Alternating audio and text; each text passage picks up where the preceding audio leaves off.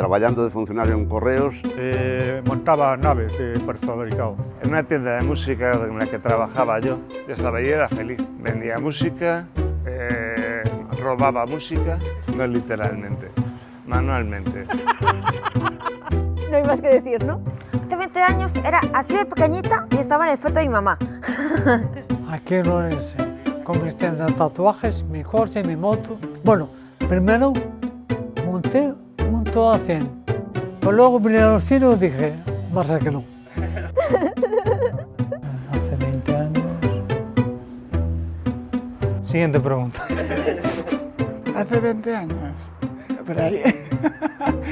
Me casé y abrí mi propia peluquería. A estas horas en el colegio. Jugando con mis niños, que riquiños eran.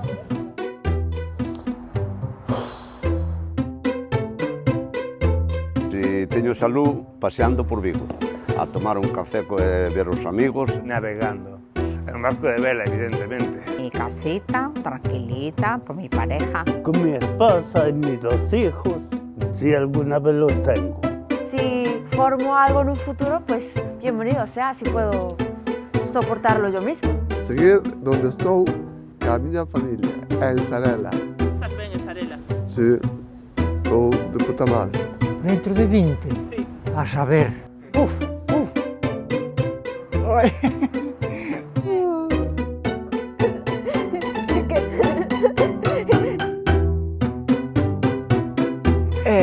Soy Tere, tengo daño cerebral, pero no soy mi daño cerebral. Soy Samuel Gómez Quintas, tengo daño cerebral, pero no soy mi daño cerebral.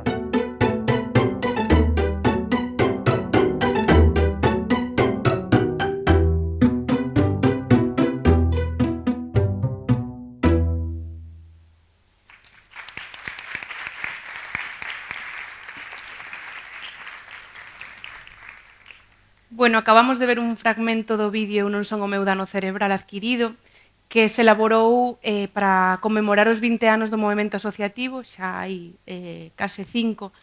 Foi un proxecto no que quixemos poñer de relevancia que as persoas con dano cerebral son iso, persoas, que ademais teñen un dano cerebral, pero sobre todo son persoas e con dereitos, tamén con pasado e con futuro. Comezamos agora ca primeira mesa na que veremos iniciativas cun enfoque de dereitos. A técnica de formación de dano cerebral Galicia, Noelia Ribadas, vai a ser encargada de presentar a todas as representantes das nosas asociacións que acompañan, porque é o que vamos a ver, iniciativas cun enfoque de dereitos que se están a desenvolver xa no presente en Galicia na atención ao dano cerebral. Gracias.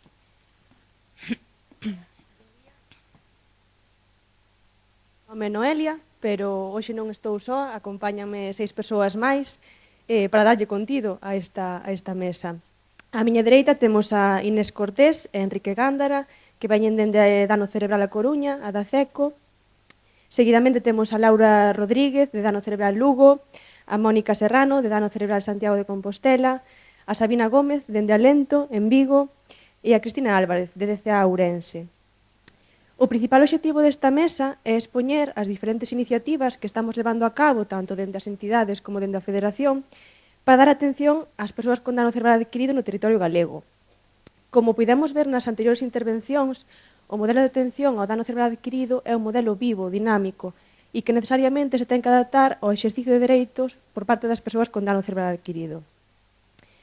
Por tanto, vou comezar presentando moi resumidamente, porque quero deixar tempo ás miñas compañeiras, as 3 liñas de intervención que puxemos en marcha dende Dano Cerebral Galicia para contribuir a ese modelo de vida independente ao que debemos aspirar. Nada, vou comenzar falando basicamente de 3 liñas de actuación que son servizos sociosanitarios de proximidade, asistencia persoal e a rede de cidadanía activa. En primeiro lugar, comentar que estas 3 iniciativas naceron dentro do marco do proxecto Rumbo, que é un proxecto piloto, e, de feito, rematou o mes pasado, rematou esa pilotaxe, e agora, vamos a comentar un pouquiño esas experiencias que nos quedaron destas iniciativas. En primeiro lugar, que son os servicios sociosanitarios de proximidade? Basicamente, consistiu en dar atención por parte de logopedia, terapia ocupacional, psicoloxía e asesoramento de traballo social as persoas con dano cerebral adquirido no seu domicilio. E, ademais, neste caso, eran persoas en fase crónica do dano cerebral adquirido. Este proxecto centrouse en zonas rurais, porque, como xa se comentou anteriormente, sabemos que son concellos que non teñen habitualmente servizos e moito menos especializados.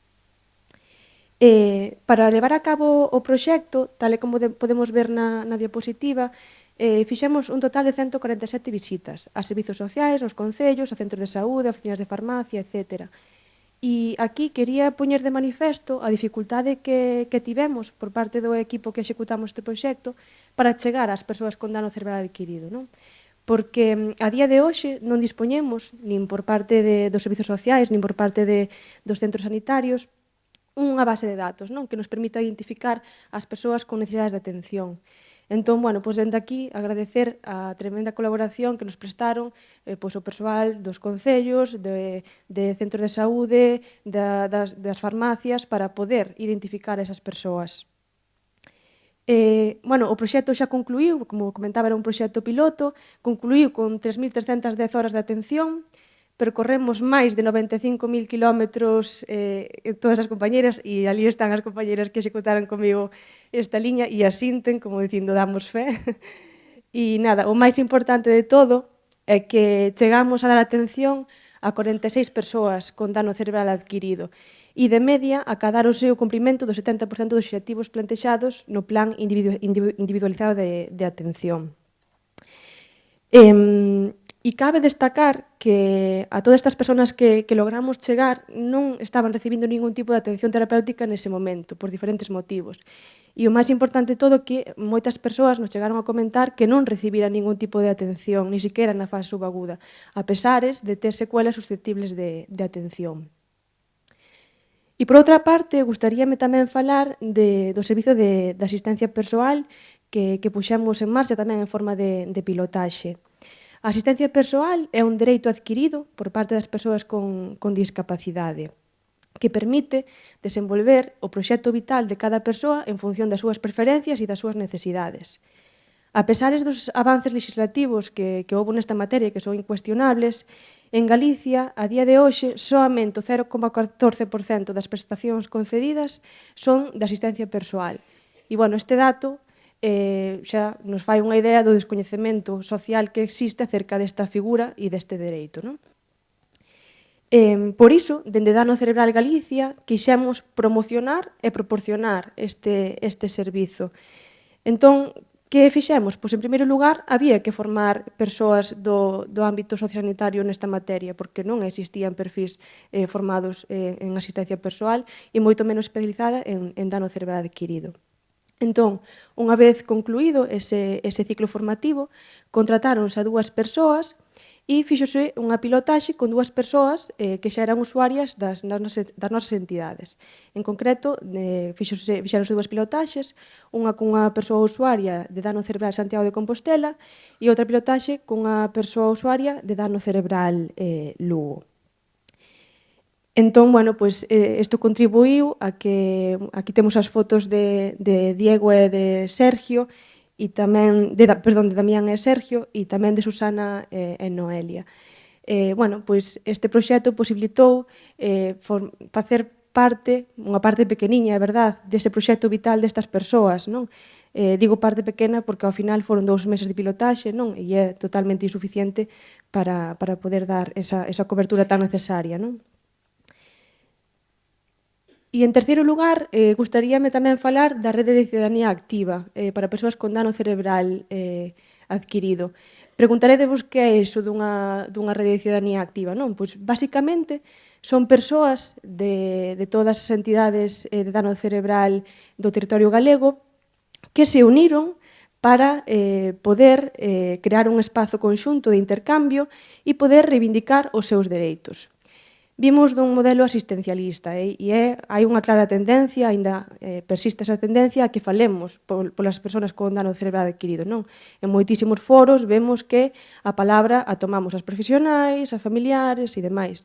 Cando as persoas con dano cerebral adquirido teñen a súa propia voz para poder reivindicar os seus propios dereitos, indicar cales son as necesidades e priorizalas. E, bueno, así foi como se constituiu a Rede de Cidadanía Activa e, bueno, fai pouquiño a Rede de Cidadanía Activa tivo unha reunión coa Valoría do Pobo e, bueno, eu penso que esta liña xa está moi consolidada, seguro que veñen moitos máis avances neste eido, non? Eu creo que xa este fito é moi significativo para o movimento asociativo. E nada, dicir que, a pesar de que a Rede de Cidadanía Activa está constituída, as outras dúas liñas, tanto os servizos socialitarios de proximidade como a asistencia persoal, non están consolidadas, vale? Foi unha pilotaxe, pero tanto dende Dano Cerebral Galicia como dende as entidades estamos traballando arreo para poder consolidalas, non? Porque unha das evidencias que nos deixou este proxecto é que existe unha necesidade latente de implantar estes servizos de maneira constante, eficiente e duradeira no tempo. Ben, non me gustaría roubarlle tempo ás miñas compañeiras porque teñen cousas moi interesantes que comentar dende todas e cada unha das asociacións de dano cerebral que temos no territorio galego. Entón, vou empezar dándolle a palabra a Inés Cortés Cabeza e a Enrique Gándara Bermúdez.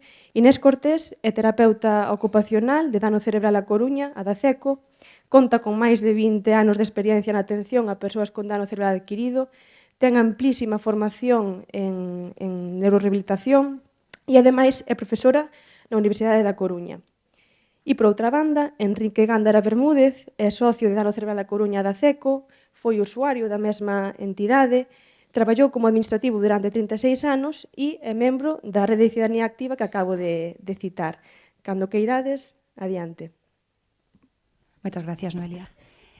Bueno, nos vimos falar da nosa experiencia, da nosa colaboración co CITIC, que xa explicou perfectamente Valentina antes en que consistía o CITIC e a súa labor. Desde hai varios anos estamos colaborando sobre todo na proba de diferentes espacios de realidade virtual que están adaptando para a neurorehabilitación. A parte, temos que dar as gracias porque nos permiten colaborar en todos os proxectos que fan. De feito, onte ainda estuvemos presentando unha aplicación que están desenvolvendo para persoas familiares de persoas con discapacidade e tamén 16 das persoas familiares da nosa asociación puideron testar esa aplicación e dar a súa opinión. Así que nada, só lles podemos agradecer que sempre nos teñan en conta para todo. Hoxe imos falar da realidade virtual. Fomos probar varios escenarios con eles para poder aportar ideas e dar o noso grau de area para que cada vez estes escenarios sexan máis accesibles a calquera persoa con calquera capacidade. Vale, para a xente que non probara a realidade virtual, o que facemos é probar unhas gafas nas que, en canto as pos, ti estás noutro lugar. Neste caso, os primeiros que probamos era como unha habitación, como un salón dunha casa e unha cociña, agora veredes algunha das imaxes. Desenvolveron varias actividades da vida cotiá para... Eu sempre digo que estaría ben como paso previo, non? Para despois facelas como realmente xa con obxectos reais e demais. Pero isto elimina todo o medo a tirar obxectos ou a que non me saia ben, como ao final o ven como un xogo, pode ser unha boa opción para incluir na nosa rehabilitación. Poñen unhas gafas. Ese cuadradiño pequeno que vedes diante das gafas é un sensor de movimento co cal poden utilizar as súas propias mans para interactuar coas imaxes que van saindo. Entonces eliminamos tamén toda a parte de ter que utilizar mandos, que suele ser máis difícil cando hai problemas de sensibilidade ou dificultades motoras. E despois, teñen varios sensores de movimento tamén pola sala. Neste caso iban conectadas a un ordenador moi potente. Ahora xa as últimas veces que fomos xa podemos probar gafas comercializadas de moito menor custo que xa poderíamos utilizar habitualmente na nosa labor diaria, que por desgracia non temos acceso a todo o que teñen no CITIC.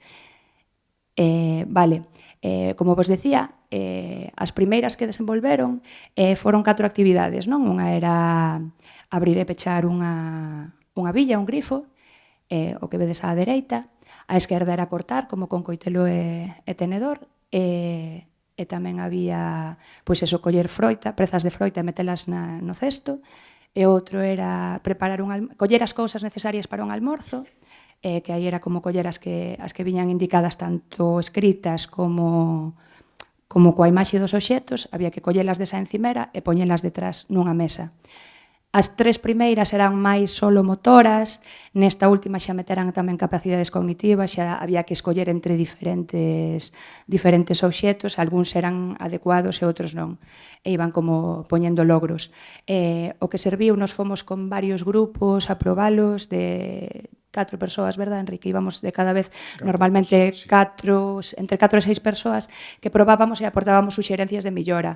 Vale, pois igual solo escrito non val, porque a xente con problemas de comunicación igual non poden ler, podemos meter tamén información auditiva, información visual, igual meter como pictogramas ou o que sea. Bueno, nos íbamos aportando todo o que nos parecía interesante para poder que se fose máis accesible. Sí, no, o programa é moi completo, está moi logrado. Vamos, para mí foi unha experiencia moi satisfactoria porque a min personalmente, aparte de que non había estado nunca en realidade virtual, nin conocido nada deso, o que eu pensaba en ese momento, que non, bueno, ti dixeche fai un momento que é como un xogo, pero para mí non era como un xogo, porque o que trataba eu, pese a non ser unha cousa que está, como está aquí ese vaso, esa tal, eu o que quería era lograr o obxectivo de a miña mente estaba posta en lograr facer o que poñía ali, o que me indicaban, cortar a carne, abrir a villa, e todo eso. De feito, me frustrei moito ao abrir a villa porque estaba posta ao revés, eu daba ya a villa e dicía, vamos a escarallar o planeta porque a auga non cerra aquí e todo eso, non? Había algún erro na aplicación. Pero bueno, pero quero dicir que hai cousas que se poden mellorar en eso, evidentemente, pero a mí me parece unha cousa como complemento de terapias profesionales, habituales, diarias, que son, vamos, super necesarias e tal, eso me parece unha cousa moi interesante e moi a ter en conta para facer con toda a xente que temos ese problema e que nos axuda, creo que nos axuda moito porque mentalmente, ao final, non che parece que estés fora da realidade. Vamos, é unha realidade virtual, pero para mí, en certo momento, cando te olvidas deso, é moi interesante. Sí, a verdade é que todos, bueno, despois poñeremos algunhas dos adxetivos que deron as persoas que o fomos probando, bueno, tanto eso, persoas usuarias como familiares, como profesionales, estudiantes, toda a xente que o probamos, bueno, nos parece unha gran idea. Despois probamos tamén un sensor de forza que están desenvolvendo tamén, este si sería cos mandos, porque o que fixeron foi facer outra actividade que sería lavar a louza, primeiro miden a forza, con ese aparatiño que vedes aquí na man que está á esquerda, miden a forza que pode facer unha persoa e despois, dentro da actividade, ven canta forza fan, entonces así tamén se pode... Bueno, por suposto, todas estas aplicacións despois miden o rendemento, podes extrapolar melloras en cada persoa, individualizadas e demais. Isto era máis complicado xa, para persoas que non eres capaz de facer a forza que tens que facer con ese mando, con todo eso, para facer esa actividade que che dicen aí que tiñas que facer e non eras capaz de facelo, claro. Era máis complexo, sí. E despois, bueno, moitas cousas que tamén propuxemos, como, pois, ao principio o coitelo e o tenedor solo era, se facías coa man dereita, cortar, claro, nos decidimos... O bo deso é que fallabas, pero podías volver a intentar ao momento hasta lograr facer o que querías facer, que era, eso era interesante. Non rompíamos platos, inda que caeran, estaba todo ben. É bon que ten eso. Sí. E despois probamos, claro, o que pasa coa realidade virtual é que ti polas gafas e podes estar nun espacio acotado, non? Como se estuveramos, pois eso, nunha cociña, nun salón ou aquí. Despois, desde o CITIC adquiriron esta plataforma, Virtuix Omni Pro, que o que fai é camiñas encima, sería como unha cinta de marcha, pero, bueno, a marcha non é exactamente igual que nunha cinta, agora vos explicará Enrique, pero que nos permite facer camiñar como se fósemos pola rúa ou se fósemos por un supermercado ou pola horta, que están diseñando varios espacios máis. Neste caso probamos tamén o supermercado, no que xa meten tamén moitas capacidades cognitivas, porque había o que nos probamos tiña como unha lista da compra, non? Que facías así e mirabas, tiñas a lista. Polo supermercado, esta é unha actividade moi completa, tanto a nivel físico, porque a plataforma esta non é que vayas andando como se vas andando pola calle ou eso. É como se fora un suelo metálico e tens que facer moita forza, o sea, estás con os arneses e todo, tens que facer forza cos pés para que poder desplazarte polo local onde estés, polo espacio onde che dicen. Despois che dicen, tens que ir a buscar pois as sardiñas. tiñas que estar pendente de mover a plataforma, os pés, para que eso fose hacia diante e logo non darte golpes ou golpes virtuales, claro. Case estanterías de supermercado, destrozar todo, que eso queda bastante mal. Pero esta me pareceu unha actividade moi interesante, tanto a nivel físico como cognitivo, para ir, prestando atención ás cousas que tiñas ao telo, a varias cousas á vez. Sí. Ademais, Manu me acaba de comentar, Manu Lagos, que foi o noso anfitrión sempre que fomos ao CITIC, o que diseña todas estas actividades, me comentaba que ainda non xo dixen, esta semana falei con ele, xa teñen 8 actividades novas para o supermercado, porque non só probamos a da lista da compra e outra que era colle os ingredientes necesarios para unha tortilla. Hai como sen dar tanta, sin dalos eso me parece, esta actividade me parece moi interesante para as persoas que necesitan desempeño e conocimientos novos, sí. E despois, o que vos comentaba antes, a mí sí que me parece complementaria a rehabilitación, pode mellorar as experiencias, moita xente da que probou o que comentou foi que se sentía máis segura, hai veces que tamén había xente que se podía marear, pero os mareos viñeron máis cando probaste des cousas comercializadas, verdad, Enrique? Sí, porque esas aplicacións están pensadas para outra cousa. De feito, para mí, por exemplo, que a mí sempre me gustou o tenis desde pequeno, a que provei, comercializada desa foi unha realidade de tenis. Entonces, claro, eu collía o mando ese que era a raqueta, me chegaba a pelota, pero non lle daba ninguna pelota, non era capaz de chegar a tempo, e dicía, que mal estou que non lle dou ninguna sola pelota, non son capaz. Era moito máis rápido. Evidentemente, está pensado xa para outra cousa, non para desarrollar terapias con persoas que necesitan esa terapia, claro. E despois o que nos permite tamén é que a xente se motive máis, podenos dar moita máis variabilidade, porque hai veces que non podemos probar actividades no centro ou non temos sempre a posibilidade de desplazarnos aos domicilios ou en torno das persoas usuarias, e con isto podemos facer simulacións primeiro para poder despois ir á vida real, que evidentemente é necesario igual traballalo real e físicamente, pero isto nos pode aportar todo eso. E, por suposto, hai necesidades de maiores estudios para seguir avanzando neste tema, vale? Eso, como experiencias, o que, igual as letras están moi pequenas, non sei se as vedes por aí, pero isto foron algúns dos adxetivos que dixo a xente que o probou, non? Ui, paseime. Moderno, divertido, útil, bonito, alucinante, milagroso, mágico, a xente foi dicindo impactante, novedoso. A mí me parece moi interesante para aplicar como unha cousa máis de apoio ás terapias normales que se siguen. Me parece moi interesante. O sea, que sigan investigando moito, que é moi necesario. Eso é. É moi de agradecer. Nada, experiencia persoal, que era eso, a de Enrique xa vos foi comentando. Sí, aí estou, sí. Aí estás probando todo.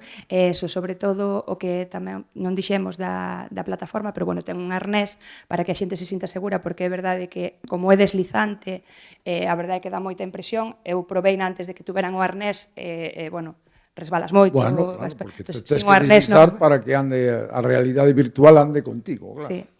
Por agora, todos os grupos que fomos probando, claro, era xente con boas capacidades cognitivas e boas capacidades tamén comunicativas para poder dar todo ese feedback, non? De dar suxerencias de mellora e tal, sí. Pero o que queremos é que poida ser útil para toda a xente que atendemos, para unha persona con todas as capacidades que teña. Eso ten futuro e é moi útil, digo por propia experiencia, vamos. Eso non hai dúbida. Algo máis queres añadir? Nada, agradecimentos tanto á universidade como a CITIC como a profesionales que se encargan de axudarnos diariamente, a todas as asociacións de dano cerebral que están con nós e non perden un minuto en todo o ano, están todo o día encima de nós, nos axudan, nos comprenden, só teño gracias de corazón para todos.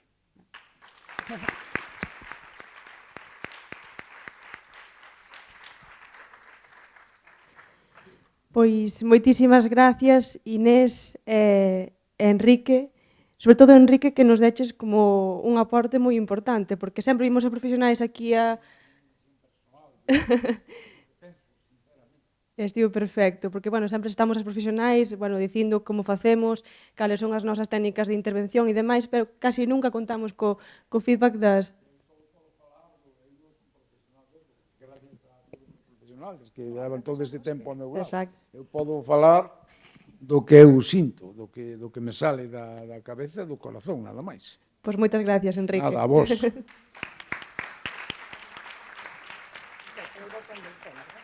Bueno, e a continuación, seguramente quixéramos saber moitísimas máis experiencias, non? Pero o tempo é finito.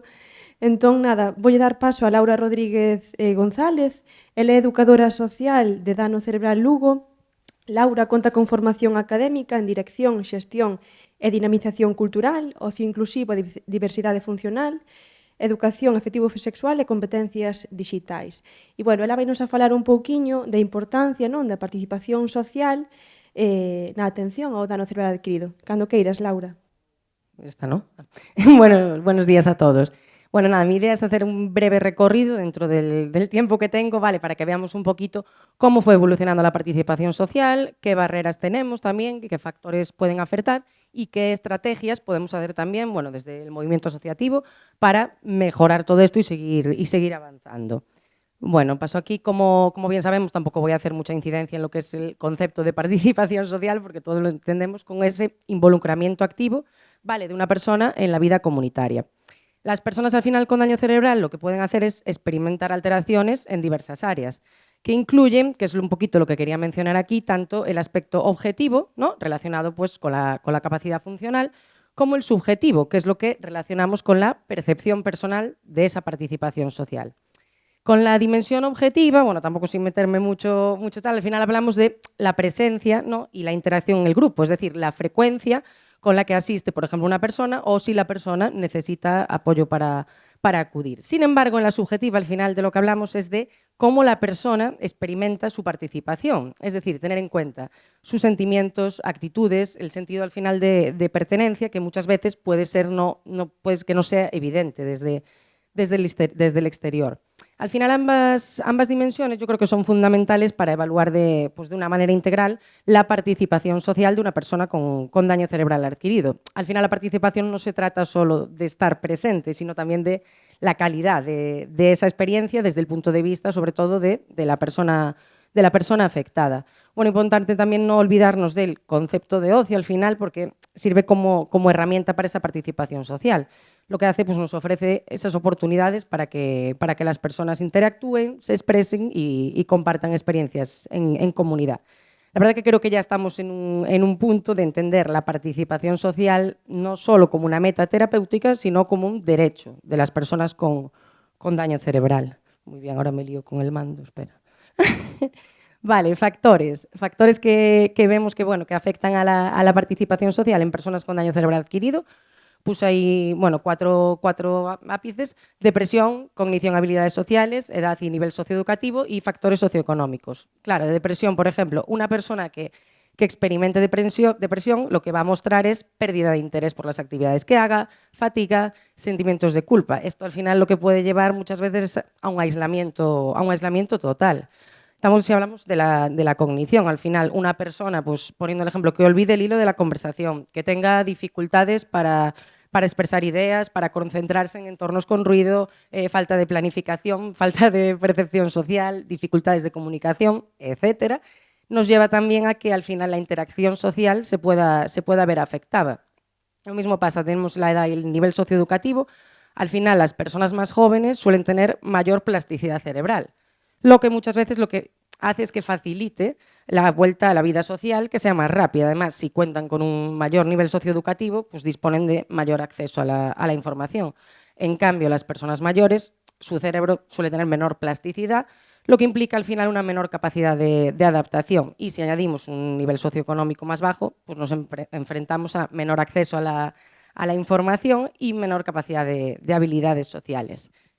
Vale, por otro lado, bueno, aquí barreras que afectan, yo me inspiré pues pensando precisamente en casos, ¿no?, en casos que tenemos del día a día, de la realidad con la que convivimos. Físicas, por ejemplo, yo pienso, pues es un caso, sin decir el nombre, ¿no?, pero una persona con daño cerebral adquirido por encefalitis, que tenemos el caso, con secuelas motoras leves.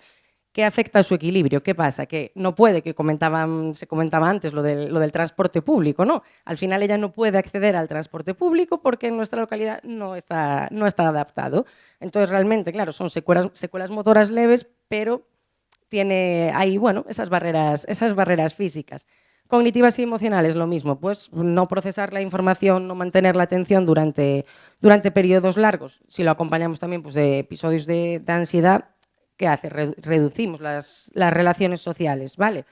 Luego lo mismo, bueno, sociales, pues, grupos de amigos que a lo mejor no sepan cómo interactuar con esa persona con daño cerebral y esa persona se acaba aislando, no se siente comprendida. Vale, institucionales, también se comentaba antes lo de la reinserción en el mercado laboral. Muchas veces no se cuenta con programas específicos o no se consigue hacer un itinerario adecuado a la persona. Vale. Bueno, aquí también me parece muy importante el papel de la familia y la comunidad, porque bueno, está claro, eso no hace falta que lo diga, que las familias al final son un pilar fundamental en el cuidado y el acompañamiento de las personas con daño cerebral. Al final brindan pues eso, un gran apoyo emocional y en rehabilitación. En muchos casos, de hecho, son las que promueven la independencia y la confianza que necesita la persona con daño cerebral durante su proceso de rehabilitación. ¿Qué pasa? Por otro lado, tenemos también la parte de la sobreprotección, es decir, pues hacer las tareas por esa persona afectada, el estrés del cuidador, al final puede afectar tanto a la persona como a sus seres queridos. Al final lo que reducimos es esa progresión a una independencia funcional, además de que la persona afectada también puede pues, desarrollar una dependencia del familiar. Comunidad, cosas que ya creo que hacemos también desde el movimiento asociativo, ¿vale? La parte de sensibilización, pues, seguir dando charlas, insistir mucho en colegios, en asociaciones, en todos lados, en concellos donde haga falta. Al final yo creo que tiene que existir un equilibrio, ¿no? Un equilibrio entre el apoyo y la autonomía, ¿no? Y también el de una comunidad que sea, pues, dentro de la medida de lo posible, más inclusiva y consciente. Vale, aquí viene una de mis partes favoritas porque os voy a contar un poco qué iniciativas, ¿no? ¿Qué iniciativas tenemos ahora en proyectos locales que tenemos en Lugo? Vale, veis por ahí unos logos, no sé si os suena alguno, igual el del Breogán puede ser el que más a lo mejor os suene, ¿vale? Pero os voy a contar un poquito. La de la Liga Lleno, y no sé si os suena, bueno, tiene un lema que al final es compartir antes que competir. Esta liga de fútbol fue impulsada por la Liga de Fútbol Profesional, ¿vale? Fundada en el 2017 y bueno, el Club Deportivo Lugo ya lleva años de trayectoria participando y realizan entrenamientos todas las semanas, van a torneos, etcétera. No obstante, también voy a aprovechar esto para hacer la reivindicación que pese a que supone una gran iniciativa y todo, y nosotros tenemos casos de realmente no es válido, no saben dónde meter el diagnóstico de daño cerebral adquirido para los torneos oficiales, porque al final eso, discapacidad intelectual, ciertos informes, entonces no conseguimos, aunque usuarios nuestros participen, ¿no? Y participen activamente, no pueden acudir a los torneos oficiales. Es así, pero bueno. Vale, luego veis por ahí del MB, voleibol y baloncesto adaptado, que también, bueno, acuden personas usuarias de nuestra asociación, y la Fundación Breogán, que también creó un proyecto muy chulo dirigido a personas, pero sí hasta 21 años de edad con algún tipo de discapacidad que no encuentren pues, en otro recurso para realizar deporte adaptado. Vale. Aquí, bueno, podéis ver cómo tenemos el empoderamiento a través de la rehabilitación, es decir, cómo tenemos la foto del huerto, ¿vale? En Daño Cerebral Lugo, que a veces se me va y vuelvo a decir a Dace. Tenemos la parte del huerto comunitario, que bueno, muchas personas al final, después de unirse al huerto, aunque físicamente solo pudieran realizar tareas más ligeras, al final el reconocimiento por parte del grupo les hace sentir útiles, entre comillas, por decirlo así. Entonces, al final, en términos más subjetivos, perciben su participación como significativa. Vale, luego, sensibilización, bueno, un poco la parte que acabo de comentar, pues con talleres, incluso con la campaña de ocio inclusivo que hicimos hace poco. Vale, importante también la tecnología de apoyo y la accesibilidad digital.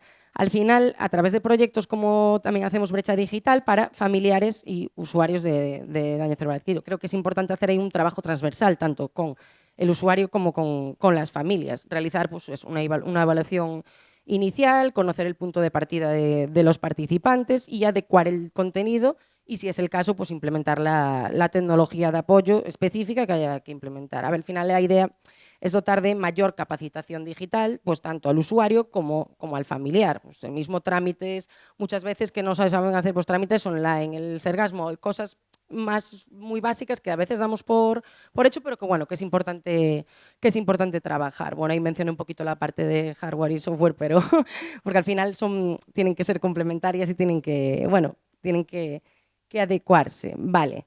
Red de Ciudadanía Activa, como ya me explicó mi compañera Noelia, no me voy a meter mucho, ya os explico un poquito esa parte de ese proyecto y de esa estrategia, y luego un poco los obstáculos que realmente se ven, ¿no?, a la hora de implementar las estrategias. Es que muchas veces es común que ciertas intervenciones no se mantengan a largo plazo o que no estén diseñadas también a lo mejor para sostenerse en el tiempo, ya sea por falta de recursos o planificación. Entonces, muchas veces los avances logrados lo que experimentan es un retroceso.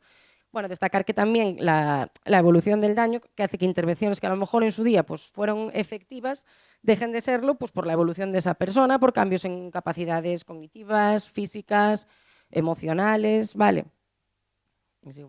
Beneficios y calidad de vida. Creo que aquí es obvio todos los beneficios y cómo puede mejorar nuestra calidad de vida, ¿vale? Bienestar emocional, mejoran habilidades cognitivas y físicas, fomentar la autonomía. Desgranando todo esto, también que nos encontramos que podemos desarrollar nuevas habilidades, tener mayor resiliencia, reducir la fatiga, aumentar la autoestima y, sobre todo, tener un propósito y una motivación también para la propia recuperación. Vale, aquí os traigo una pequeña encuesta que realizamos a usuarios de Dano Cerebral Lugo para ver realmente pues, en primera persona, ver su propia opinión, lo asociaron familiares, tanto usuarios. Entonces, los obstáculos, como podéis ver, al final lo que más se demanda que es falta de apoyo institucional y de servicios de rehabilitación. Vale, ¿qué tipo de apoyo adicional creen que sería necesario? Pues más recursos de rehabilitación e intervención, programas específicos de ocio tenemos, apoyo en el transporte y la movilidad. Bueno, es repetir un poco sobre lo mismo, ¿no? Creo que son cosas obvias que todos ya estaríamos de acuerdo. En aspectos lo mismo, no sé cómo voy de tiempo, pero a ti... Voy bien, vale. ¿Qué aspectos consideran más importantes? Aquí venimos, actividades recreativas y de ocio. También es una parte fundamental y nivel de importancia, vale. También, bueno, pues tenemos ahí como una gráfica de un 71%, lógicamente pues lo consideran muy importante. Vale, y ahora como broche final, me gustaría poneros un vídeo, ¿vale? Un vídeo que le titulé pues, en primera persona, ¿vale? Porque es el testimonio de lo que él opina directamente de un usuario de nuestra asociación que se llama Carlos. No sé si al darle sale ya.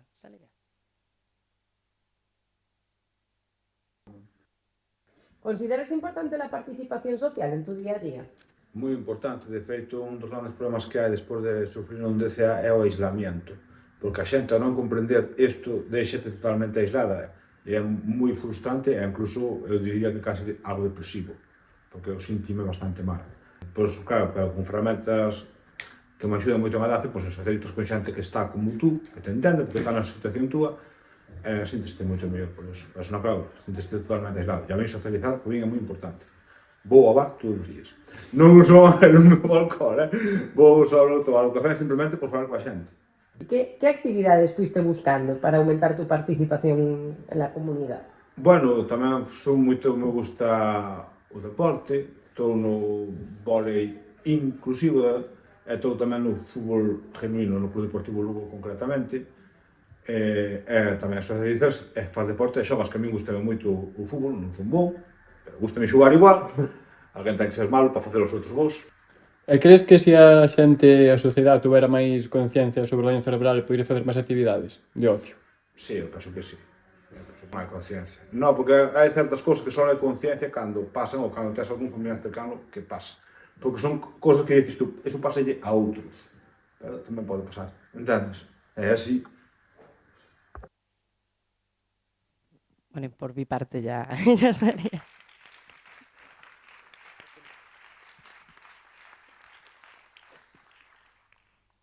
Pois moitas gracias, Laura, por darlle voz a esa importancia non da participación social, non só pois a terapia propiamente dita, non? É dicir, non somos ninguén en sociedade se non se nos impulsa a esa participación social, non? E solamente se nos focaliza a atención na atención terapéutica, non?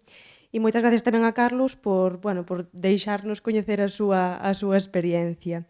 Ben, a continuación, vou dar paso a Mónica Serrano Soto. Ela é traballadora social, responsable de calidade e coordinadora do Servizo de Atención Diurna Terapéutica de Dano Cerebral Santiago de Compostela, antes Sarela. Está especializada en modelos de atención centrada na persoa no ámbito de maiores e discapacidade. Ten experiencia profesional en recursos de atención ás persoas, implantación de programas de promoción de autonomía e prevención da dependencia e execución de actividades de ocio e tempo libre. Danos a túa visión. Gracias. Sí.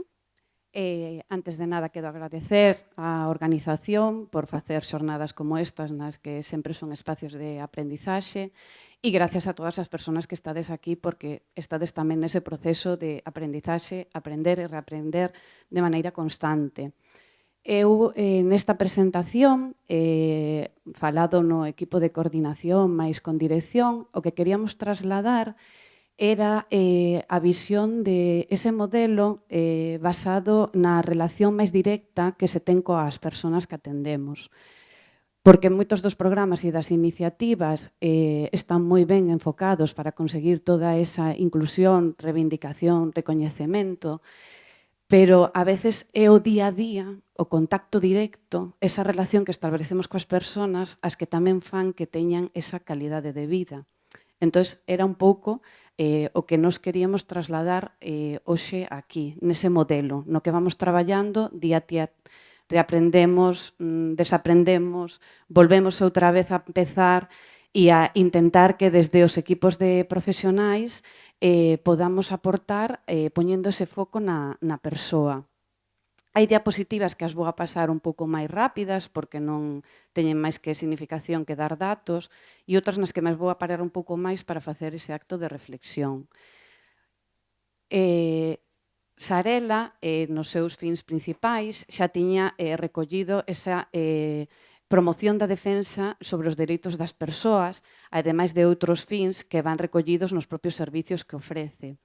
Falo vos de Sarela porque estou tan acostumada a decir o seu nome que me falta todavía interiorizar Dano Cerebral Santiago de Compostela. Así que desculpádeme nese sentido se sigo facendo incidencia nese nome que foi tan significativo durante tanto tempo.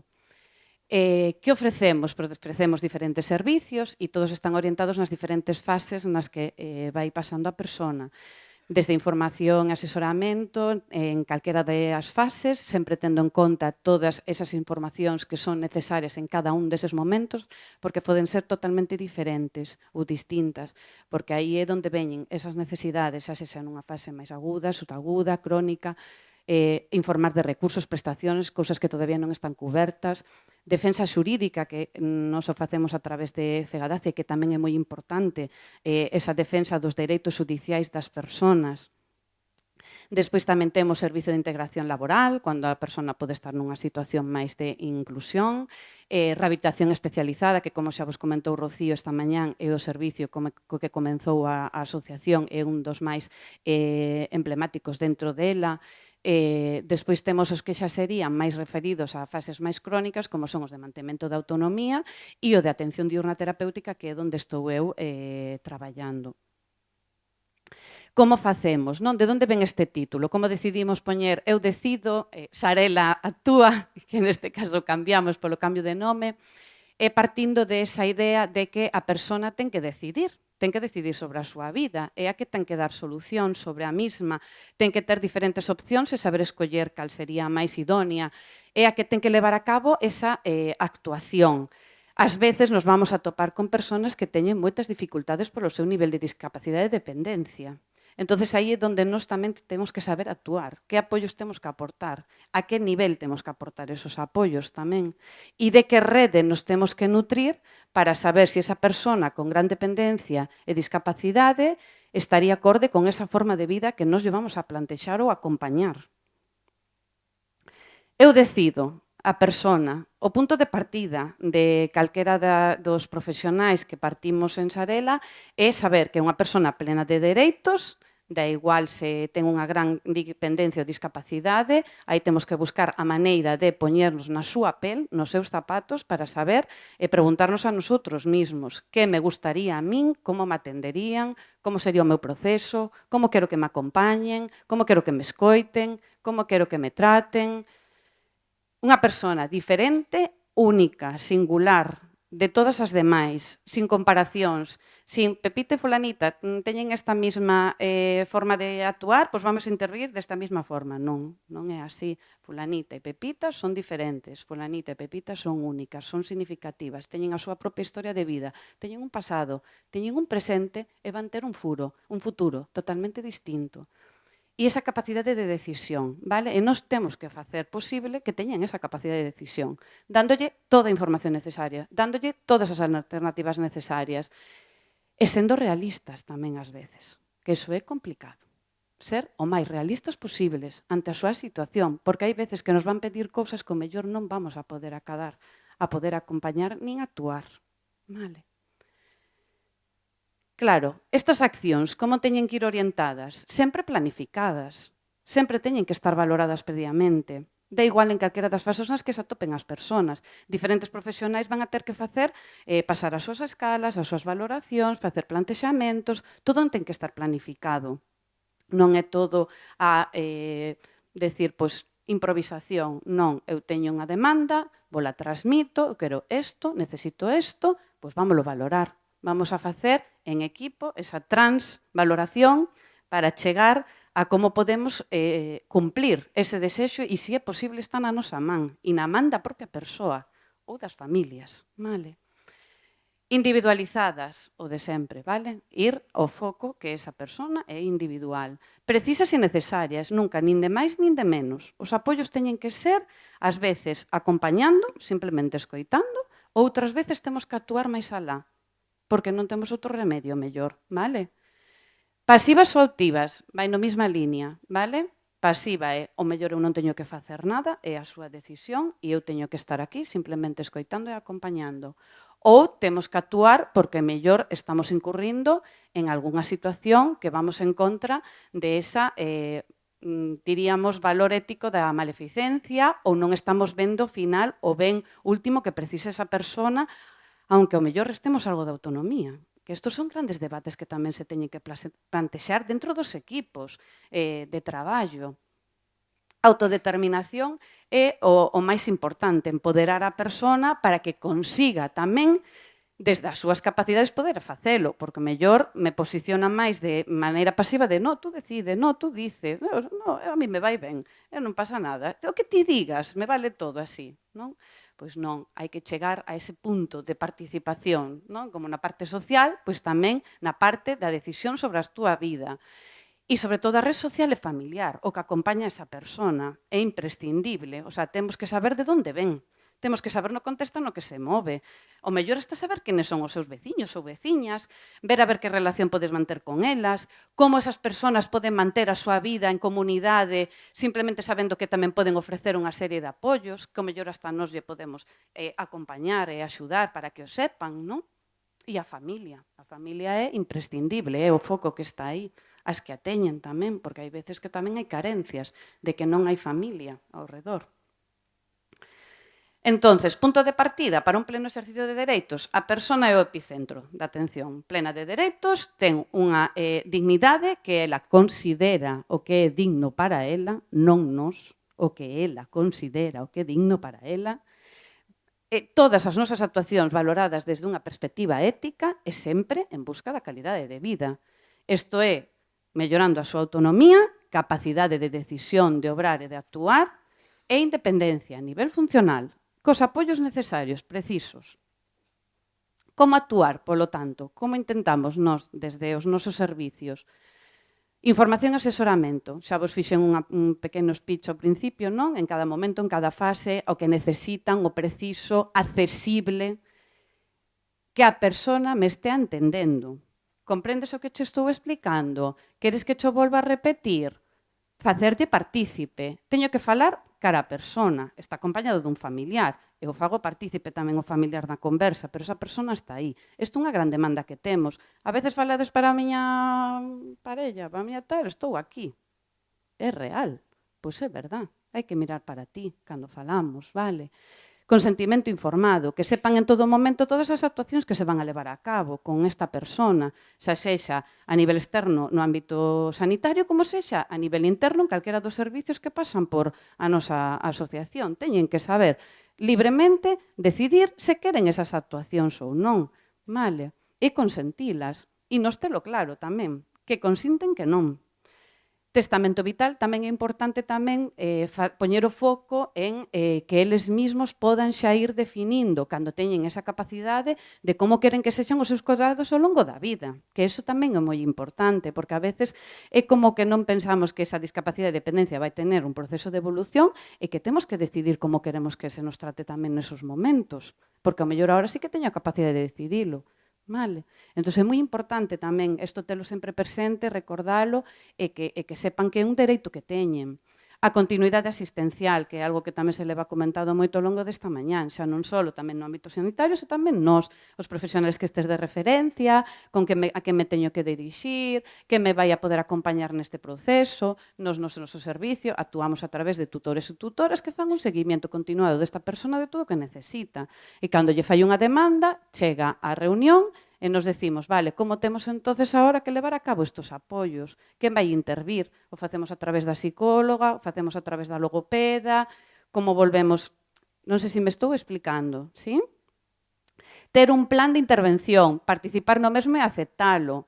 Os pais que levamos a cabo dentro do servicio, vale? Aí leva sempre un proceso de valoracións na que os profesionais, volvo mismo, pasan as súas escalas e demais, pero e a persona? Tamén temos que contar coa persona, lle temos que preguntar, mira, ti estás de acordo, ti crees que estes obxectivos están ben, que aí ven todo definido o siguiente. Para poder establecer ese plan, tes que coñecer ben a esta persona, tes que saber a súa historia, tes que saber cales son os seus desexos, cales son os seus anhelos, cales son os seus intereses, tes que ver tamén cal é o seu proxecto de futuro, como se ve dentro de un tempo, non? Que lle gustaría, onde lle gustaría chegar, elixir aquelas actividades que son máis significativas para elas. Pois no noso servicio tenemos diferentes actividades nas que poden participar e deciden se queren participar en deporte adaptado, como se queren participar en expresión artística, como se queren participar no blog.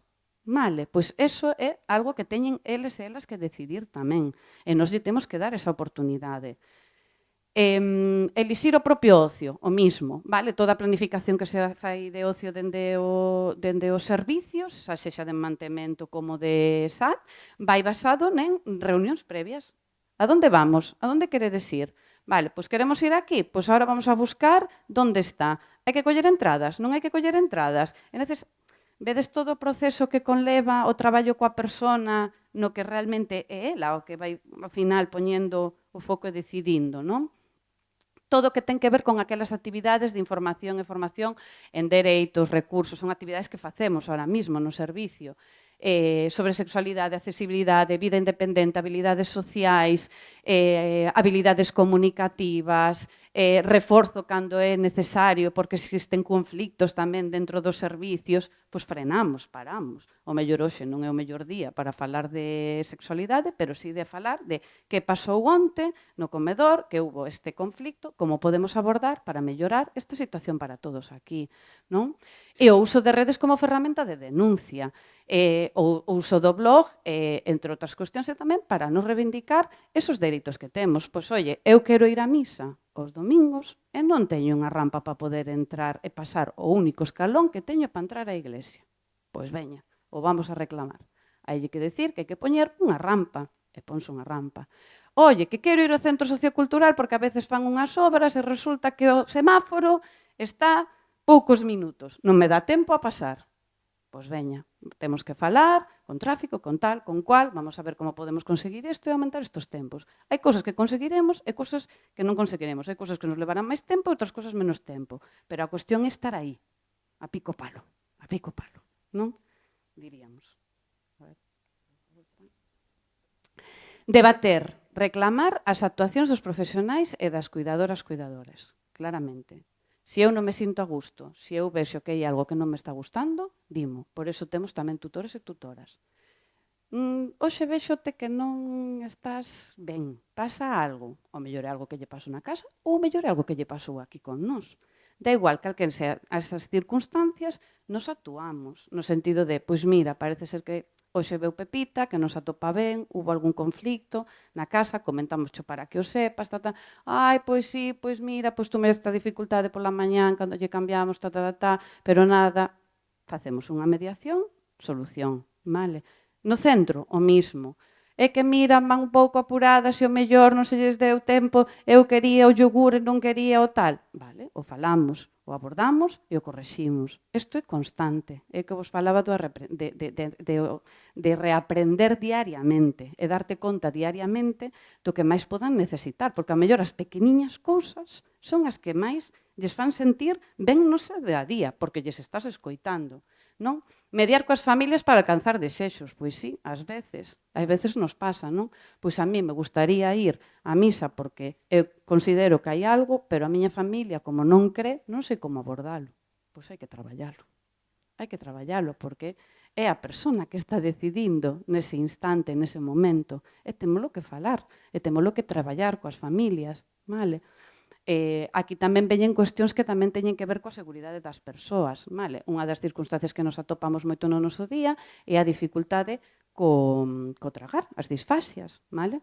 E a veces temos que tomar medidas de adaptacións e demais. E isto supón a veces moi complicado.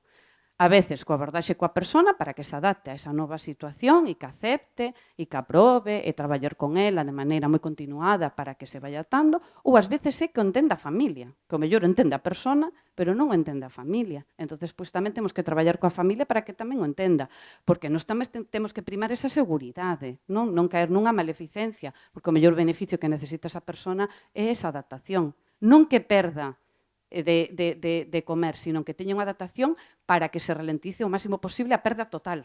Non sei se me explico. Vale?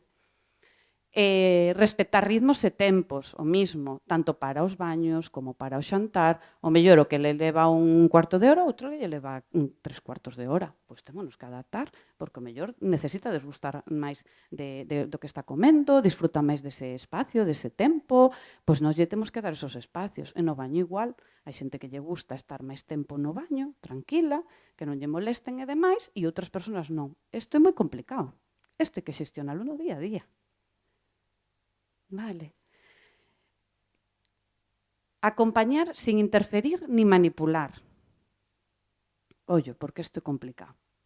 Porque ás veces, claro, como reconduce situacións, porque o que falábamos pola mañán, tes persoas que teñen un dano cerebral e o mellor hai situacións que tes que reconducir de maneira continuada, non? E establecer pautas, non? E o mellor teñen afectacións incluso a nivel funcional que afectan a que ten que entender que non pode ir todos os días a todas horas ao baño. Pois o mellor establecendo un patrón horario de que vas cada 2 horas e o marcas nun papeliño, igual así vas centrando en que ti tes aí como unha vexiga hiperactiva que te está dicindo diariamente e constantemente que tes que estar no baño, pero estás perdendo outras cuestións que están pasando no centro como actividades e demais. Reconduces esa práctica e entonces aí non queres manipular, non queres interferir, daslle toda a información a esa persona, porque lle estás dicindo, tes esta afectación, e yo tes que recordar todos os días, porque se olvida. Porque se olvida. Vale? Respetar e non culpabilizar, sempre, vale? Non é facer responsable as persoas de nada, son decisións, poden estar ben tomadas, mal tomadas, pero simplemente hai que respetar. As vamos a mellorar e outras veces vamos a intentar que non volvan a pasar, como nos podería pasar a calquera de nosotros. E os profesionais igual, que nos pode pasar e nos pasa, diariamente, constantemente. Escoitar e responder, porque moitas veces escoitamos, pero nos quedamos como, aí quedou. Non, hai que dar unha resposta.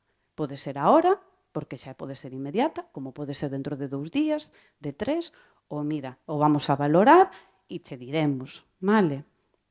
Dar diferentes opcións e alternativas, sempre, vale? Porque o mellor o que me estás pedindo non o podo conseguir, pero vouche dar outras opcións posibles e outras alternativas, a ver se así o podemos conseguir. Ou dentro dunha mesma cousa que me estás dicindo, mellor non estás pensando en que podes facer isto a maiores e eu che dou esa alternativa tamén.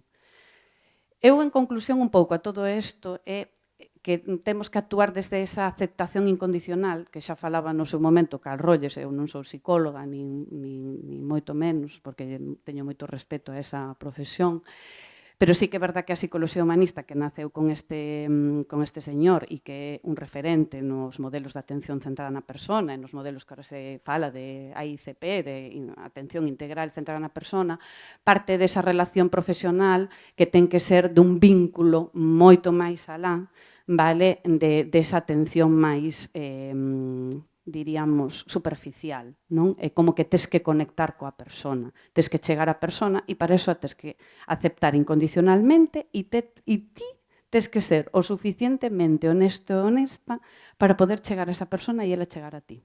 Porque así é cando vas a poder comprender e así é cando vas a poder acompañar e darlle os apoios que realmente necesita. Que debemos mellorar para evitar o asistencialismo? Que é aquelo que non deberíamos hacer, así a modo conclusión a todo o que levamos falado esta mañán? Pois restar autonomía no que é na toma de decisións por ter unha discapacidade. Isto de, este non entende, non lle digas porque non se vai acordar. Non é así, vale? Pois se non se acorda, eu volvo a repetir. E mañán, eu volvo a decir. E o mellor dentro dunha hora, pois eu teño que volver a decir. E non pasa nada. É esa a nosa función. Esa a nosa actuación nese momento. É o papel que temos que adoptar. Vale?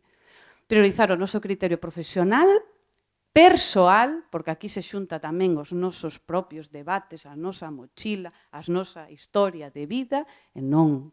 Deixa atrás o que é o teu. Estás falando de esa persona que está aí, diante túa. O teu é teu e o dele é dela. E aí está.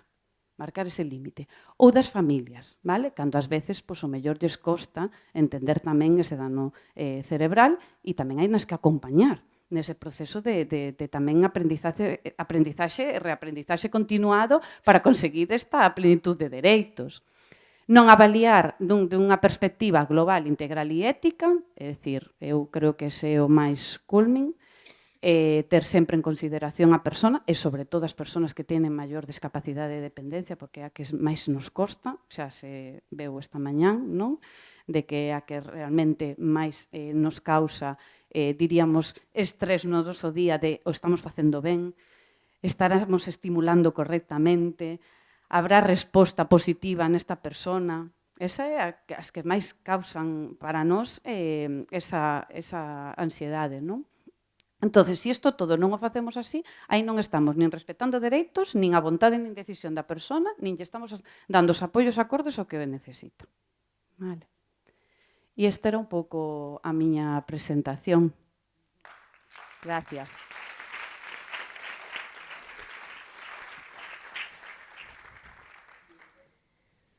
Moitas gracias, Mónica. A verdade é que, indicalles unha serie de termos, palabras, como son autodeterminación, independencia, respeto polos dereitos e demais, que, creo que son transversais, non e aplicables a todos os servizos e atención que poidamos dar por parte das profesionais, non? Para non demorarme máis, porque imos cun chesquiño de retraso, voulle dar paso agora a Sabina Gómez.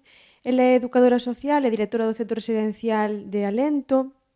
Ten un mestrado en atención temperá, ademais é psicopedagoga, e ten formación en inserción laboral de colectivos en risco de exclusión social. Alento é a única entidade de dano cerebral en Galicia que ten centro residencial, así que nada, estamos desexando coñecer a túa perspectiva, Sabina. Moitas gracias, Noelia. Bueno, pois eu vou a facer unha reflexión, repaso de aquelas cousas que vexo no centro residencial, no? Que sí que están xusto nese lema desta xornada, non? Dentro do asistencialismo ao exercicio de dereitos, non? Cousas que teremos que mellorar, retos, e aí, non? Como decía Mónica, non? Todo ese respeto, como facer ese proceso, se nun centro de día costa, pois nun centro residencial nos é un pouco máis dificultoso. Entonces, empezando por, un centro residencial que falábamos antes de deseño universal, realmente este centro residencial, eu se agora o planificase os faría de outra maneira, e non é porque me poña eu como moi de que sepa facer deseño universal, non? Pero Comezando, por exemplo, porque unha das entradas está pois na ala de habitacións, non? Entonces, partindo de aí, eso vulnera bastante o que pode ser un dereito á intimidade, non? Que agora vamos a ir repasando, non? Bueno, o centro residencial ten 5 anos e que é o único que está en Galicia. Temos ahora mismo 29 prazas. Bueno, as persoas que máis tempo levan 5 anos, pero as persoas que menos tempo levan como 4 meses. O sea, que temos unha diferencia tamén bastante grande nese sentido. A ver se me fago con todo. Teño demasiadas cousas aquí. Vale, o que fixen foi alinear o que, bueno, aparece na Lei Xeral de Dereitos das Persoas con Discapacidade, poder ir falando de isto, a través de isto, pois, como se ve na residencia, non? O dignidade e autonomía, ese dereito a tomar as súas propias decisións, evidentemente, dentro do que é o servicio residencial, pois tamén temos un plan similar ou moi parecido, non? O que comentaba a compañera Mónica, de como a persoa está no centro, pode decidir as cousas da súa vida, ten un plan donde o equipo transdisciplinar pois traballa coa persoa, coa familia, e aí si se van dando saída pois a esa toma de decisións que a persoa pode realizar e que os profesionais apoian, non? Pero tamén temos que partir aquí de algo importante. Estamos nun centro residencial, a persoa mellor pois non é a súa primeira opción estar vivindo aí. Entonces, isto tamén hai que polo por diante, non? Que antes falaban na ponencia anterior, non? De eses medios ou quizá servizos que faltan entre o que é, pois estou vivindo coa miña familia, co meu núcleo natural, digamos, ou estou nun centro residencial que xa costa bastante sair aí do asistencialismo ou xa de por sí os dereitos é un pouco máis complicado de leválos a cabo ou de outra maneira, non? Son un pouco máis... hai que tecer un poquinho máis fino, non? En canto ao dereito á independencia, non? Decidir sobre a miña propia vida. Bueno, máis adiante vou falar un pouco máis deste, entón non me vou a estender. Desenvolver a miña personalidade. Sí que é certo que isto a través dos plans que se poden plantexar coas persoas, que plans de futuro ou do que quero conseguir, do que quero acadar, sí que se poden ir levando a cabo no día a día na residencia.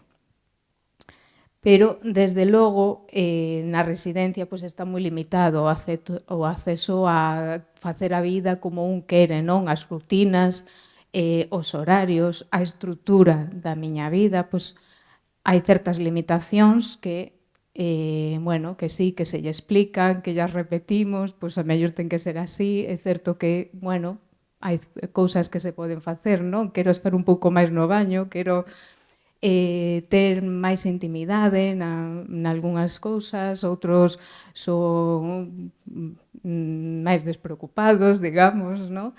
Entonces aí sí se pode facer, pero logo, pois, bueno, quero levantarme ás 11 da mañá, a mellor, pois non se pode.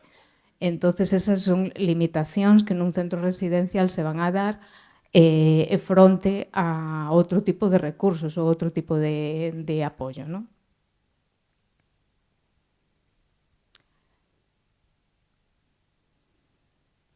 Vale, falamos agora da non discriminación.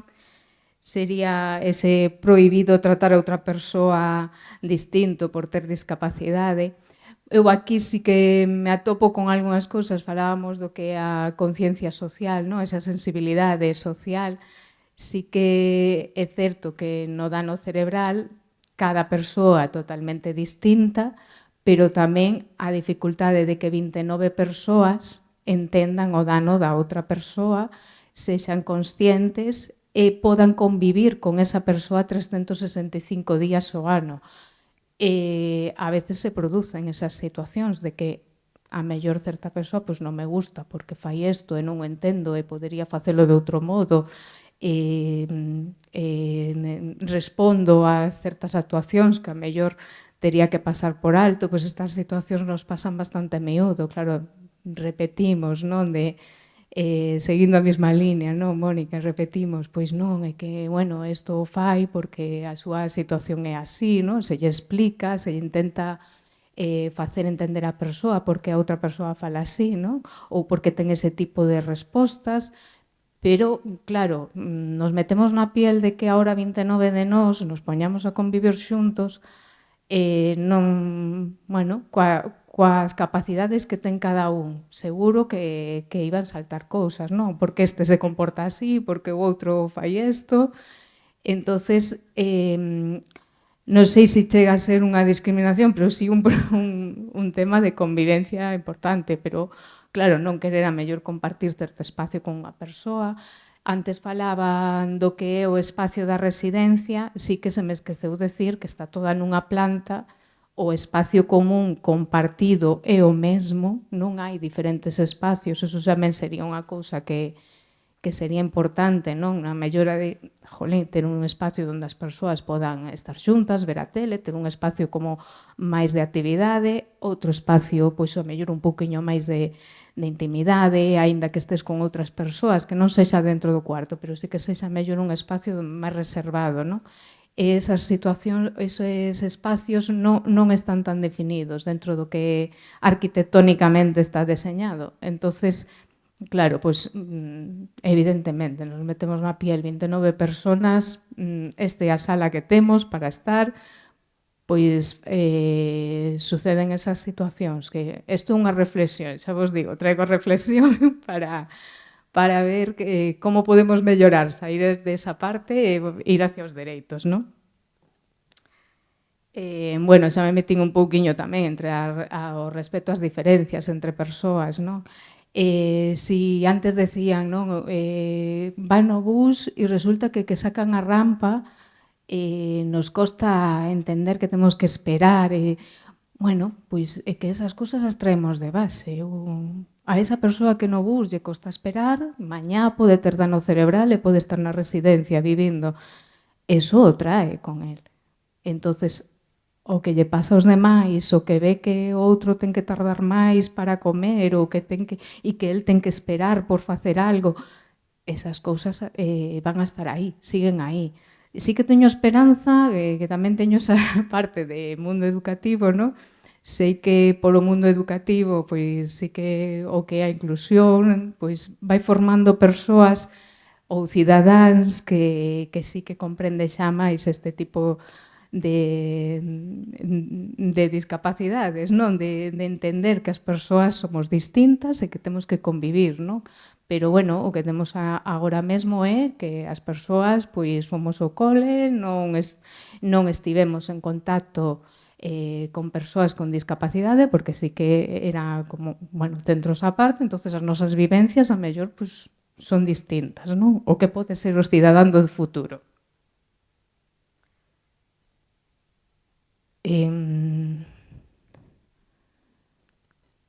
Vale, en igualdade de oportunidades, aquí nos iríamos pois ao mesmo trato, dende logo, que o trato dende o que é o servicio se intenta que sexa para todos igual.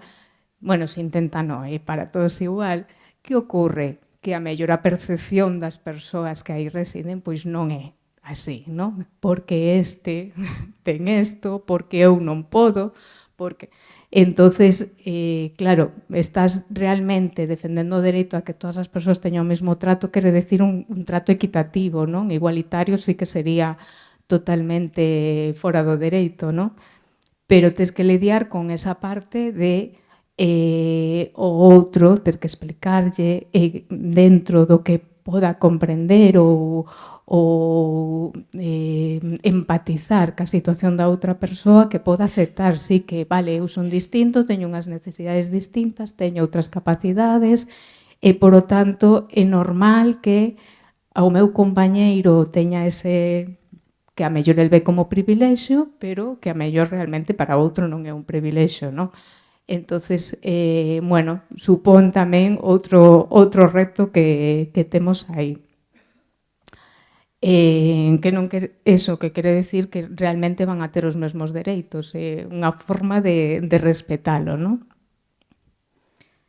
En cuanto á igualdade entre homes e mulleres, neste caso realmente non vexo na residencia unha dificultade nese sentido. Sí que é unha residencia mixta, pero non vexo no día a día esa dificultade que podía haber coa igualdade de oportunidades, de que alguén diga, oye, porque ese tema non se presentou, polo menos polo de agora, así que evidentemente pois hai un interese por un coidado porque isto non se faga, pero non hai ahora mesmo unha situación na que por un tema de xénero pois se vexe unha desigualdade.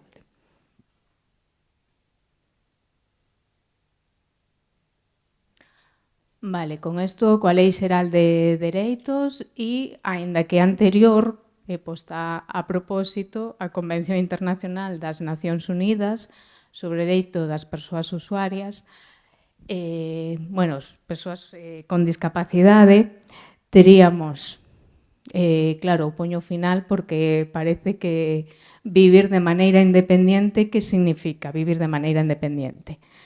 Elixir as persoas cas que quero vivir. Vale.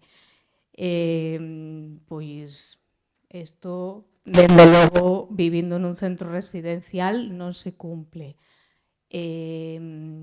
Ou neste centro residencial, neste modelo de centro residencial, ese é un reto que temos aí, non? Porque hai outros modelos de convivencia residencial ou de fogares, vaya, que son distintos, non? Pero neste caso, aínda que temos habitacións dobres, temos habitacións individuais, quen asigna as plazas realmente é a Xunta, non vai haber quen está, quen non está, como que queres, que non queres, que servicio precisas, non? E a residencia que hai, te asignan, estás de primeiro na lista, pois te toca, non? A última vez que asignaron prazas sí que me sorprendeu que chamaron para preguntar si queríamos mulleres ou homes, non? Que como estábamos para as prazas. E digo, bueno, pois habitacións de todo, creo que nese sentido non temos que meternos, non? Pero por todo o demais según o baremo que hai na Xunta e como estás a nivel económico, a nivel necesidades, a nivel social, a nivel apoio familiar, e aí, nada, pois se asignan as plazas. As persoas, desde logo, teñen que pedir o centro residencial. Eso non quere decir que estén elixindo con que persoas viven. Queren decir que necesitan un apoio, que a mellor se podía cubrir con outro tipo de medidas, con outro tipo con acceso a outra carteira de servicios, non? Que a carteira de servicios fose un poquinho máis amplia e cublise outras necesidades. Se ben é certo que sí que hai moitas persoas, bastantes persoas na residencia que sí que non teñen ese apoio familiar, non?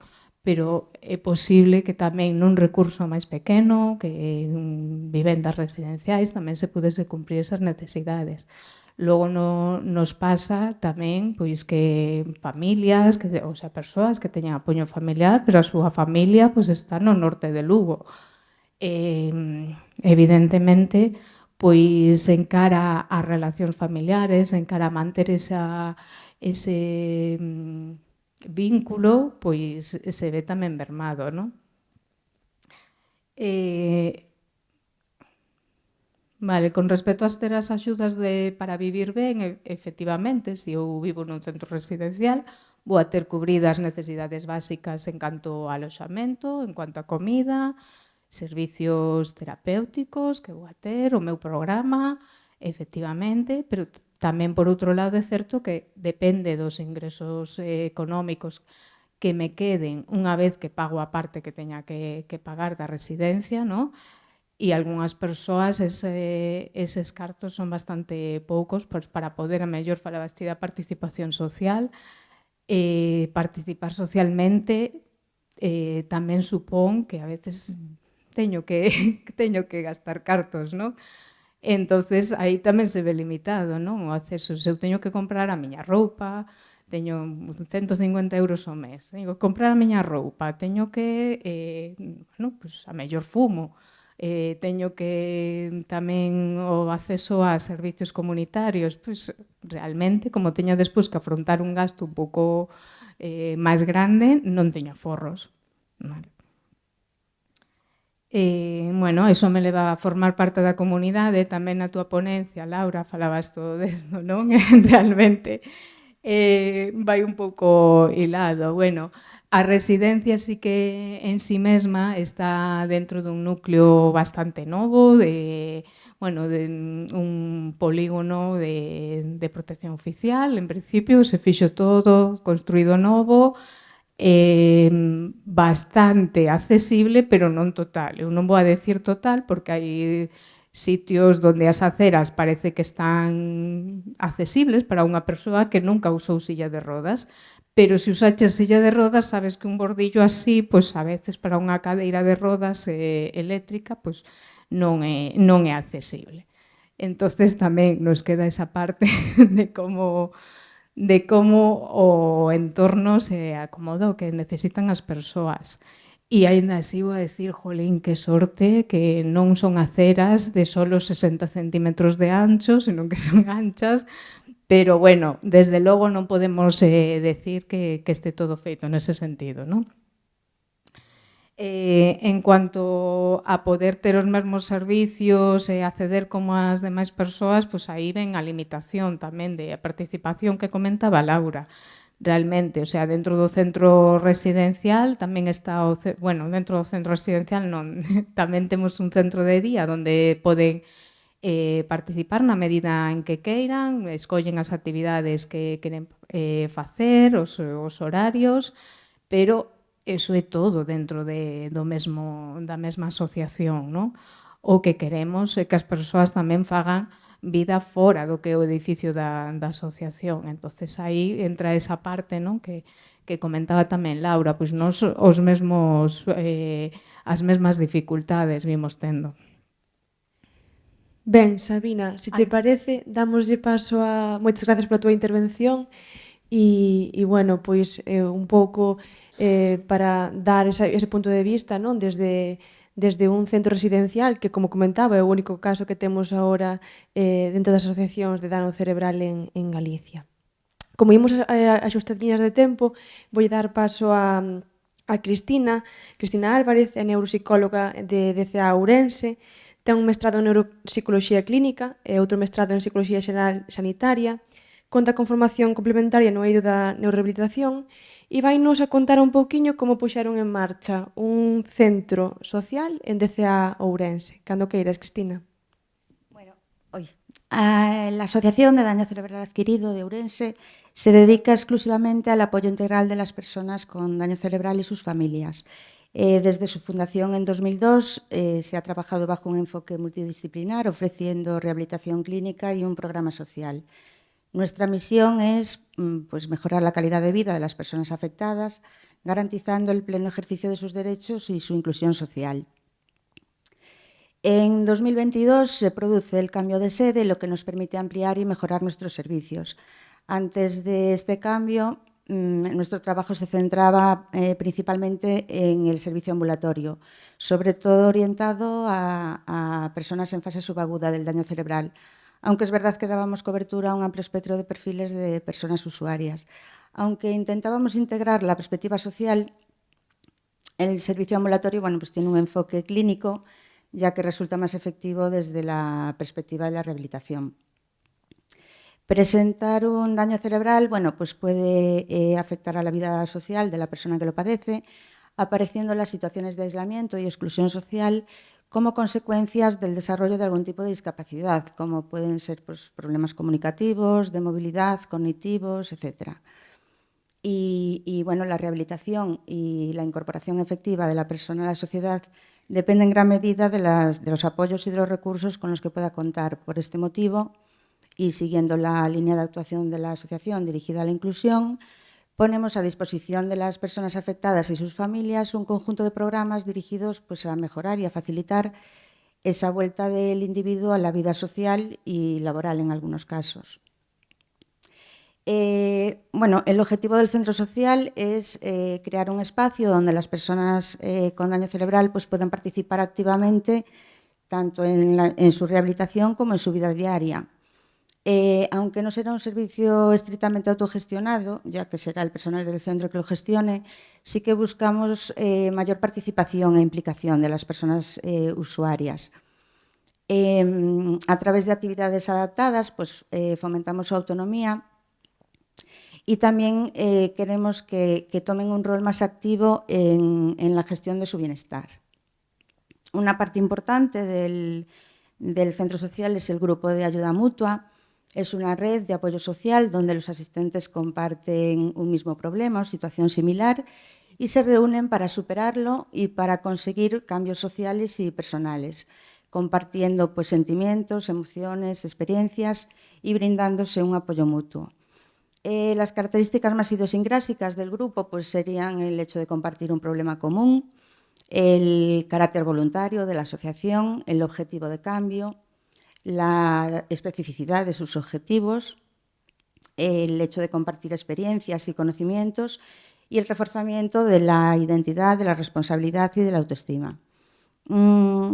Realizamos dinámicas grupales donde se comparten ideas, problemas e información con otras personas que están pasando por la misma experiencia, ayudando a tomar conciencia de su problema, empezando a atender a sus propias necesidades y comenzando también a cuidarse a sí mismas. Además, les proporciona pues, la satisfacción de poder compartir y ayudar a otros y descubrir que no se está solo. Los objetivos generales del grupo pues, serían ampliar la red social y romper con el aislamiento, compartir experiencias y relacionarse con iguales, encontrar comprensión y evitar el miedo al rechazo y buscar información y resolver dudas. El área de educación social desempeña un papel clave proporcionándonos recursos y actividades que benefician tanto a la comunidad como a los propios usuarios mediante programas de sensibilización.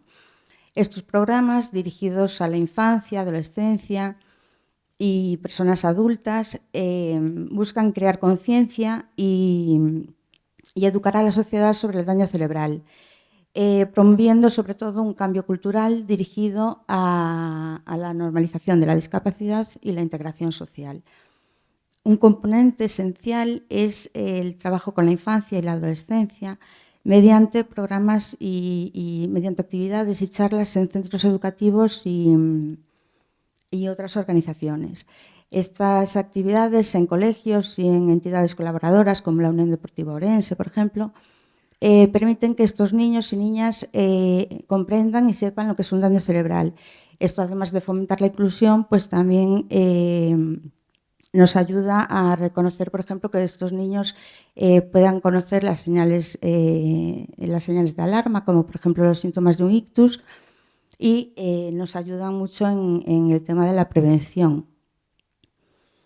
También se organizan encuentros intergeneracionales en el centro donde niños, niñas y personas adultas interactúan en un espacio de aprendizaje compartido. Estas actividades promueven el respeto, la inclusión y relaciones significativas entre generaciones, fomentando una comprensión pues, que supera barreras sociales y estereotipos.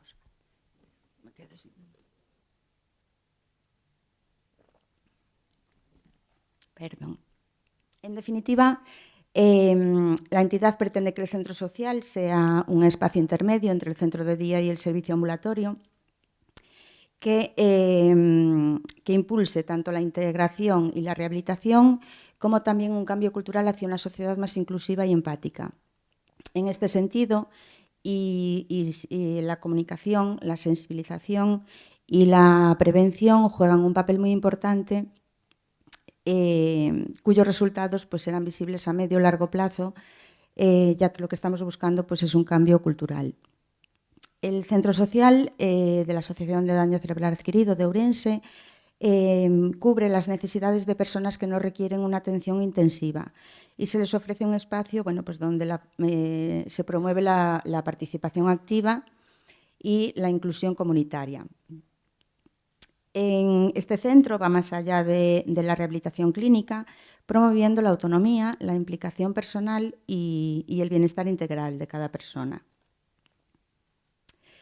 Cuando realizamos el cambio de sede, pues nos permitió ampliar nuestra oferta añadiendo el servicio de centro de día terapéutico. Este servicio pues representa una mejora esencial, sobre todo en la atención a personas con secuelas crónicas, ya que nos permite implementar la perspectiva social completa a través de actividades grupales, de talleres ocupacionales y de la programación diaria. Fomentamos la interacción social y el trabajo en grupo, componentes esenciales pues, para mejorar la calidad de vida de estas personas en fase crónica. En el centro de día atendemos a personas con mayor grado de dependencia, pero identificamos que tenemos un grupo de usuarios que aunque ya no están en la fase subaguda y presentan secuelas cronificadas, tampoco presentan una dependencia como para necesitar un centro de día, y para ellas pues va dirigido este centro social. En definitiva, pues el objetivo principal es favorecer la integración social de las personas afectadas por un DCA mediante la creación de una red de apoyo a través de un programa de ocio inclusivo donde se realizarán actividades culturales y de ocio durante todo el año, con el fin último pues de que sean las propias personas usuarias las que organicen su ocio. Y las principales dificultades que nos estamos encontrando pues es la falta de transporte, que evita que puedan acudir en más ocasiones al centro o a actividades que realizamos fuera del centro, y la apatía y la falta de iniciativa de las personas usuarias. Y nada más.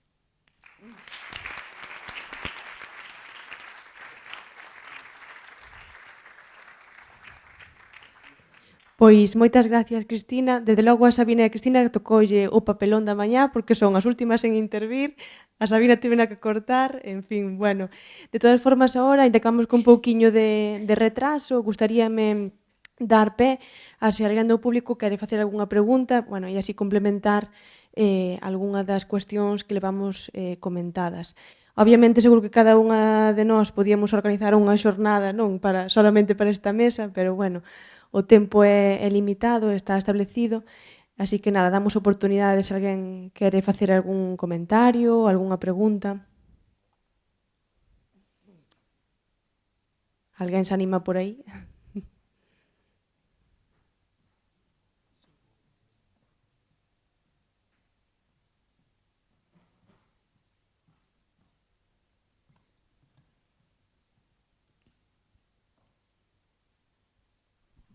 Ola, nada, felicidades a todos polas vosas intervencións. A miña pregunta vai destinada a Sabina, porque como cortastis, pois quero saber. É para todos, pero para Sabina en especial, como se pode seguir traballando para organizar un centro residencial, por eso vou contigo, non? Residencial, para personalizar todo o que se poida as rutinas das persoas con dano cerebral. Claro, eso entra dentro do que é o plan de cada un, non? Sí que na medida do posible, sempre buscando alternativas e intentando adaptarnos o máximo posible a como quere estruturar o día cada persoa. Sí que hai cousas que evidentemente hai limitacións, como vos decía, se eu quero ir á pintura pero me quero levantar ás 11 da mañá, pois vai a ser incompatible se pinture ás 9, non?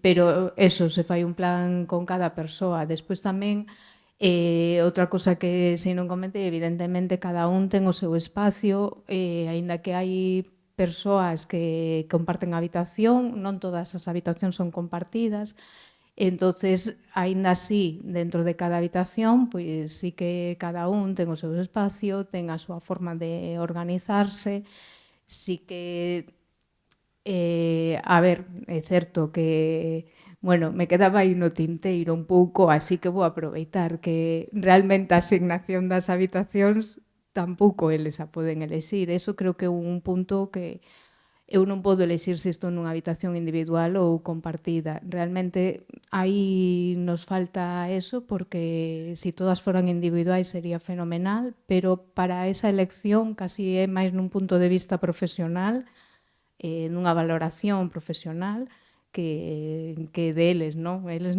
todos elixirían unha habitación individual na maioría dos casos, polo menos non se nos dá de que, jolín, xusto quero vivir con este. Non temos ningún deses casos, que están cómodos, sí, pero que non foi a súa elección de decir, ai, sí, genial, o propoño eu, non? Gracias.